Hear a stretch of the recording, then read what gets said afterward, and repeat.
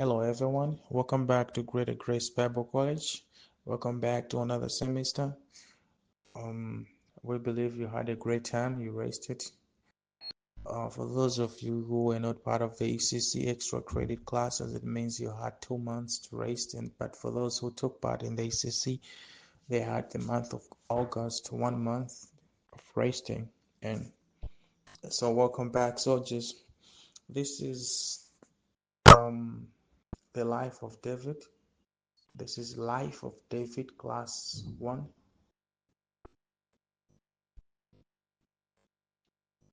So the name of the subject is Life of David, Class 1.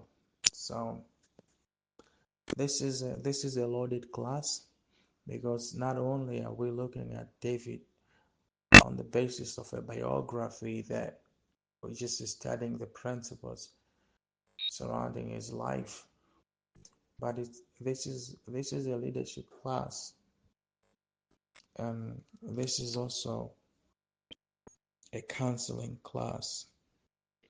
This is also a class about a personal walk with God.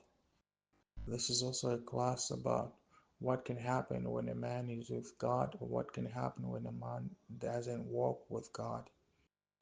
This is also about how God sees leadership, the definition of leadership, how God chooses leaders, and how God does not choose leaders, how God helps leaders. It's a very loaded class, Life of David.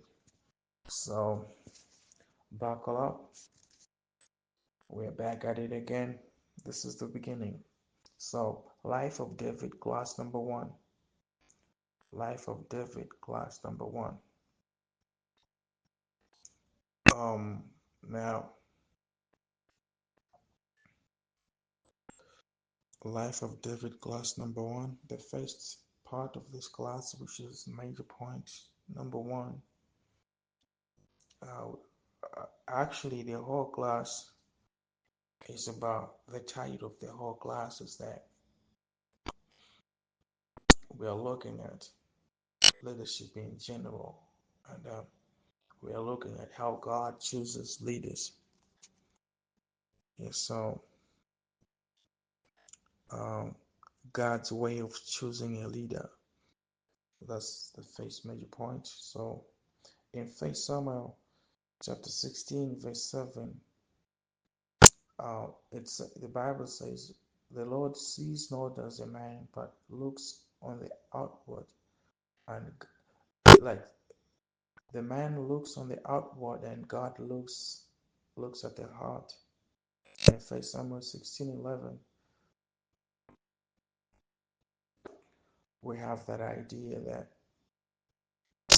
that principle. We find that when it comes to leadership, the focus of the man, naturally speaking, is on the outward appearance. But God doesn't care about the outward appearance. God looks at the heart. And you remember the story in 1 Samuel 16:11 when when the question came, "Are these all your children?" And he said, there's another one, and the one they were not really thinking was the one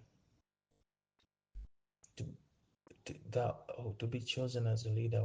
Really was the one God had chosen as a leader. So it just shows that the way we see things from a natural standpoint, from a natural perspective, is different from how God sees things. The way we choose leaders, sometimes we may just look at the appearance, we may just look at the charisma, we may just look at how much people have, like in terms of possessions or maybe money, and they say maybe they fit to be leaders. But when it comes to God, it's different. He looks at the heart. Yeah, so Like it says in Numbers 23:19, that God is not a man to lie or change his mind. And we have the same in Isaiah 55:8 and 9, that my thoughts are not your thoughts and your ways are not my ways. Completely different from how we see things. That's why he is God. And in 1 Corinthians 1:25, it says the foolishness of God is wiser than man, like he's wiser than man's wisdom. Yeah, so basically this is just a background as to how to